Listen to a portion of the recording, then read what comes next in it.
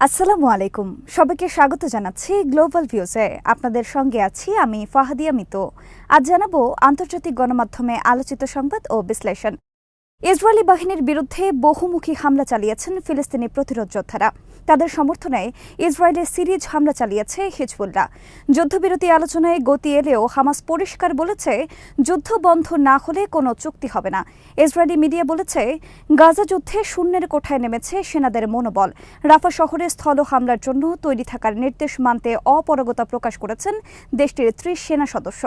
Israeli general বলেছেন, রাফায় অভিযান হলে ইসরায়েলি বন্দীদের একজনও বেঁচে থাকবেন না, অথচ গাজার নিয়ন্ত্রণ সেই হামাসের হাতেই থাকবে। এদিকে যুক্তরাষ্ট্রে ইসরায়েল বিরোধী বিক্ষোভ ভয়াবহ রূপ নিয়েছে। আল মায়াদিনের খবরে বলা হয়, গাজা যুদ্ধের 205তম দিনে ফিলিস্তিনি প্রতিরোধ সংগঠনগুলো বেশ কয়েকটি ফ্রন্ট লাইনে ইসরায়েলি সেনাদের আঘাত করেছে। হামাসের সামরিক শাখা আল কাসাম ব্রিগেডস জানিয়েছে, রোববার তাদের যোদ্ধারা দক্ষিণ গাজার নেতসারিম অক্ষে ইসরায়েলি সেনাদের কমান্ড হেডকোয়ার্টারে হেভি ক্যালিবারের মর্টার হামলা চালিয়েছেন। তাছাড়া ইসরায়েলের একটি মেকানাইজড বাহিনীকে প্রলুব্ধ করে তাদের ওপর এক্সপ্লোজিভ ডিভাইসের বিস্ফোরণ এবং F-16 মিসাইল হামলা চালান কাসামের যোদ্ধারা। মধ্য গাজার আল মুগারাকায় আল সিক্কা স্ট্রিটে বেসামরিক ফিলিস্তিনির ওপর নিক্ষেপের পর এই F-16 মিসাইলগুলো অবিস্ফোরিত থেকে গিয়েছিল বলে জানিয়েছে আল কাসাম।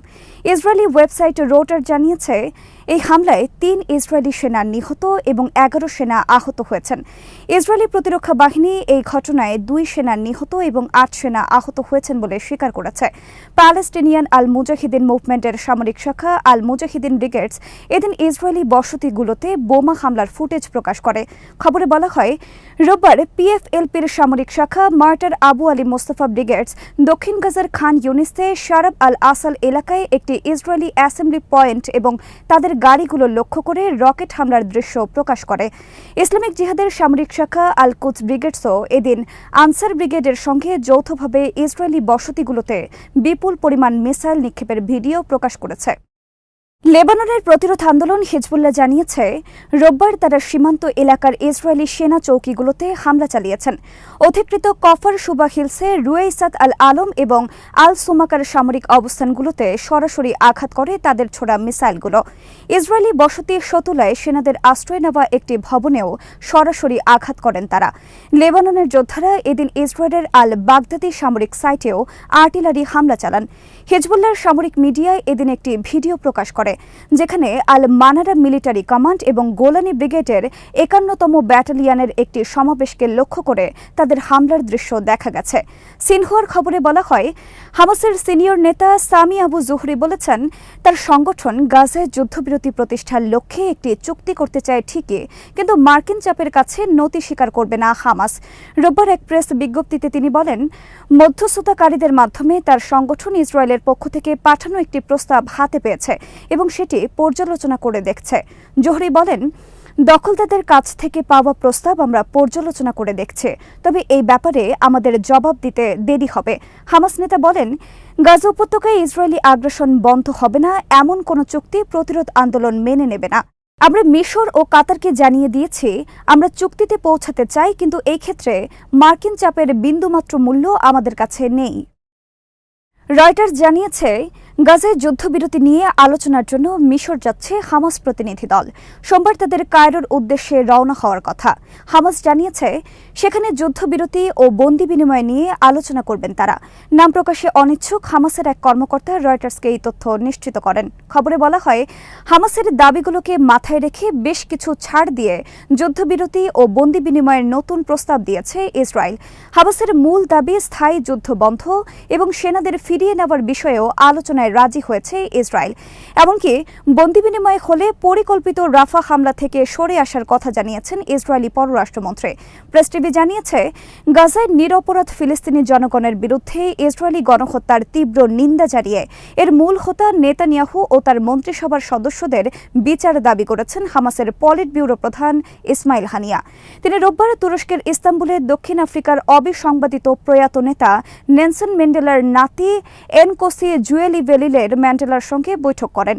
সেখানে তিনি আন্তর্জাতিক বিচার আদালতে ইসরায়েলি গণহত্যার বিরুদ্ধে মামলা করায় দক্ষিণ আফ্রিকার ভূয়সী প্রশংসা করেন।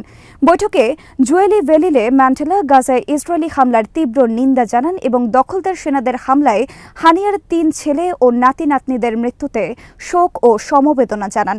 ম্যান্ডেলা বলেন, জেরুজালেমকে রাজধানী করে একটি স্বাধীন ফিলিস্তিন রাষ্ট্র প্রতিষ্ঠিত হওয়া পর্যন্ত ফিলিস্তিনি জনগণের স্বাধিকার আন্দোলনের প্রতি দক্ষিণ আফ্রিকা সমর্থন দিয়ে যাবে।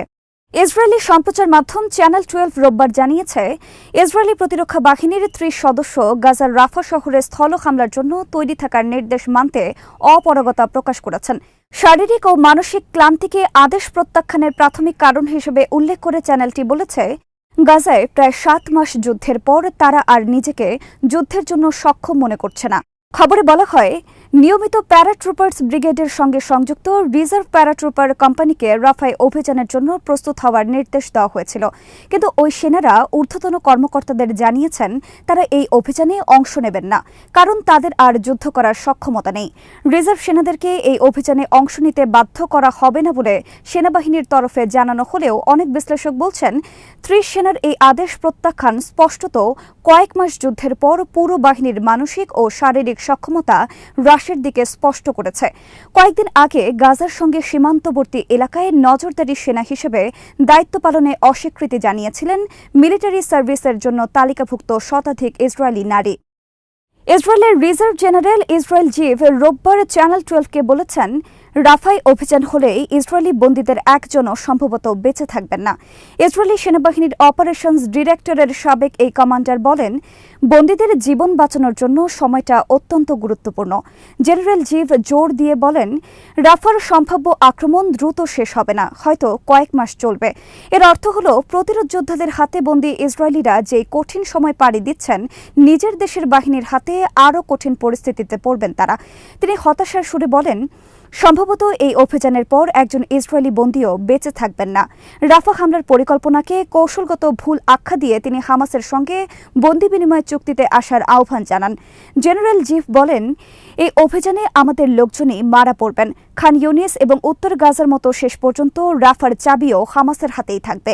ফিলিস্তিনের প্রেসিডেন্ট মাহমুদ আব্বাস বলেছেন, কেবল যুক্তরাষ্ট্রই রাফা শহরে ইসরায়েলের হামলা বন্ধ করতে পারে। শহরটিতে ইসরায়েলের হামলা বন্ধে ওয়াশিংটনের সহযোগিতা চাওয়া হয়েছে বলেও জানিয়েছেন তিনি। রোববার রিয়াদে ওয়ার্ল্ড ইকোনমিক ফোরামের এক বিশেষ সম্মেলনে আব্বাস বলেন, রাফায় হামলা হলে সেটি হবে ফিলিস্তিনের জনগণের জন্য সবচেয়ে বড় বিপর্যয়। এ ধরনের অপরাধ থেকে ইসরায়েলকে বিরত রাখতে একমাত্র সক্ষম যুক্তরাষ্ট্র। ফোরামের এই বিশেষ সম্মেলনে যোগ দিয়েছেন বিভিন্ন দেশের নেতারা। সেখানে আলোচনায় প্রাধান্য পেয়েছে গাজা যুদ্ধ। নতুন একটি যুদ্ধবিরতির চেষ্টায় মধ্যপ্রাচ্য সফরের অংশ হিসেবে রিয়াদে পৌঁছেছেন মার্কিন পররাষ্ট্রমন্ত্রী অ্যান্টনি ব্লিংকেন। এরপর জর্ডান ও ইসরায়েলে যাবেন তিনি। তার সফর শুরুর আগেই গাজায় যুদ্ধ অব্যাহত রাখার পরিকল্পনায় সেনাপ্রধান অনুমোদন দিয়েছেন বলে জানিয়েছে ইসরায়েলি মিডিয়া। নেতানিয়াহুর মন্ত্রিসভার কট্টরপন্থী সদস্যরা যুদ্ধবিরতি হলে সরকার ভেঙে দেওয়ার হুঁশিয়ারি দিয়েছেন। তবে যুদ্ধবিরতি আলোচনায় হামাসকে চাপে রাখার কৌশল হিসেবে যুদ্ধ অব্যাহত রাখার সিদ্ধান্ত নেওয়া হয়েছে বলে মনে করছেন অনেক বিশ্লেষক। এদিকে বন্দি বিনিময় ও রাফা হামলা নিয়ে রোববার কথা বলেছেন মার্কিন প্রেসিডেন্ট এবং ইসরায়েলি প্রধানমন্ত্রী। এর আগে রাফায় অভিযানের ক্ষেত্রে বেসামরিক লোকজনকে রক্ষায় ব্যবস্থা নেওয়ার কথা বলেছিল হোয়াইট হাউস। সিএনএনের খবরে বলা হয়, মার্কিন নির্বাচনে গ্রিন পার্টির প্রেসিডেন্ট প্রার্থী জিল স্টেইনকে কিছু সময়ের জন্য গ্রেফতার করে দেশটির পুলিশ।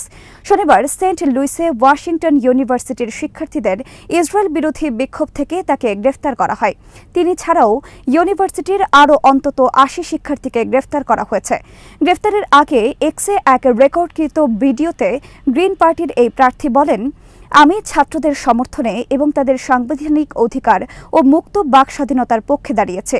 জিল স্টেইন বলেন, এটা লজ্জাজনক যে বিশ্ববিদ্যালয় প্রশাসন নিজ ছাত্রদের বিরুদ্ধে বল প্রয়োগ করছে, অথচ এসব ছাত্রছাত্রী শান্তি ও সমাবেশে মানবাধিকারের পক্ষে কথা বলছে এবং গণহত্যা অবসানের আহ্বান জানাচ্ছে। ডেইলি মেইল জানিয়েছে, যুক্তরাষ্ট্রের উচ্চশিক্ষা প্রতিষ্ঠানগুলোতে ইসরায়েল বিরোধী বিক্ষোভ তুঙ্গে উঠেছে। কলাম্বিয়া ইউনিভার্সিটি ক্যাম্পাসে শুরু হওয়া এই ছাত্র বিক্ষোভ ছড়িয়ে পড়েছে দেশটির কয়েক ডজন বিশ্ববিদ্যালয়ে। সর্বশেষ বিখ্যাত হার্ভার্ড বিশ্ববিদ্যালয়ে উড়ানো হয়েছে ফিলিস্তিনের পতাকা। বিশ্ববিদ্যালয়টির প্রতিষ্ঠাতার ভাবমূর্তির কাছে বিক্ষোভকারীরা যে স্থানে পতাকাটি উত্তোলন করেন সেখানে সাধারণত যুক্তরাষ্ট্রের পতাকা উত্তোলন করা হয়। সে সময় বিক্ষোভকারীরা ফিলিস্তিনের পক্ষে নানা স্লোগান দেন। সামাজিক মাধ্যমে পতাকা উত্তোলনের ভিডিওটি ভাইরাল হয়েছে। তাছাড়া বিক্ষোভকারীরা হার্ভার্ডের ওয়াশিংটন হিলটন হোটেলের সবচেয়ে ওপরের তলার একটি কক্ষের জানালা থেকে একটি বিশাল ফিলিস্তিনি পতাকা উত্তোলন করেন। এদিকে ফিলিস্তিনপন্থী বিক্ষোভে যুক্তরাষ্ট্রের বেশ কয়েকটি বিশ্ববিদ্যালয়ের ক্যাম্পাস রণক্ষেত্রে পরিণত হয়েছে। গত 10 দিনে পুলিশ 900 জনেরও বেশি বিক্ষোভকারীকে গ্রেফতার করেছে। পুলিশ ও বিক্ষোভকারীদের মধ্যে নিয়মিতভাবে সংঘর্ষের ঘটনা ঘটেছে। এর মধ্যেই রোববার ইয়েল বিশ্ববিদ্যালয়ের কানেকটিকাট ক্যাম্পাসে নতুন আরেকটি ক্যাম্প স্থাপন করেছেন বিক্ষোভকারীরা। ইয়েল ডেইলি নিউজ বলেছে, পুলিশ ইয়েল বিশ্ববিদ্যালয়ের একটি প্রতিবাদ ক্যাম্প ভেঙে দেওয়ার 1 সপ্তাহ পর কর্তৃপক্ষের সতর্কতা উপেক্ষা করে নতুন ক্যাম্প স্থাপন করা হলো। এপির খবরে বলা হয়, গাজায় ইসরায়েলের হাতে অসংখ্য সাংবাদিক নিহত হবার ঘটনায় মার্কিন সংশ্লিষ্টতার প্রতিবাদে হোয়াইট হাউসে বাইডেনের নৈশভোজ অনুষ্ঠান বয়কট করেছেন ফিলিস্তিনি সাংবাদিকরা। শনিবার হোয়াইট হাউস করেসপন্ডেন্ট অ্যাসোসিয়েশনের সম্মানে ওই নৈশভোজ অনুষ্ঠিত হয়। মার্কিন সহকর্মীদের সঙ্গে নৈশভোজে যোগ না দেওয়ার ব্যাপারে বাইডেনের উদ্দেশ্যে একটি খোলা চিঠিও লিখেছেন তারা। এতে ইসরায়েলি বাহিনীর হাতে প্রায় 100 সাংবাদিক নিহত হবার জন্য মার্কিন প্রশাসনকে দায়ী করা হয়। এদিকে নৈশভোজ বয়কটের পাশাপাশি ওয়াশিংটন ডিসির হিলটন হোটেলের বাইরে আন্দোলন করেন বিক্ষোভকারীরা। সেখানে ব্যানার ফেস্টুন হাতে মার্কিন প্রেসিডেন্টের বিরুদ্ধে স্লোগান দেন তারা। পাশাপাশি অবরুদ্ধ উপত্যকায় সাংবাদিক হত্যার মর্মান্তিক ঘটনাগুলো পথনাটিকার মাধ্যমে তুলে ধরেন আন্দোলনকারীরা। আল জাজিরা জানিয়েছে, যুদ্ধবিরতি আলোচনা নিয়ে তোড়জোড়ের মধ্যে গাজা ও পশ্চিম তীরে হামলা অব্যাহত রেখেছে ইসরায়েল। রাফায় রোববার রাতের বিমান হামলায় শিশু ও নারীসহ অন্তত 27 জন নিহত হন। 7 অক্টোবর শুরু হওয়া হামলায় এই পর্যন্ত 34,454 ফিলিস্তিনি নিহত হয়েছেন। আজ এখানেই শেষ করছি। সবাই ভালো থাকুন, সুস্থ থাকুন আর দেখতে থাকুন বিডি ভিউজ। চ্যানেলটি ভালো লাগলে সাবস্ক্রাইব করুন, সংযুক্ত থাকুন আমাদের ফেসবুক পেজে। আল্লাহ হাফেজ।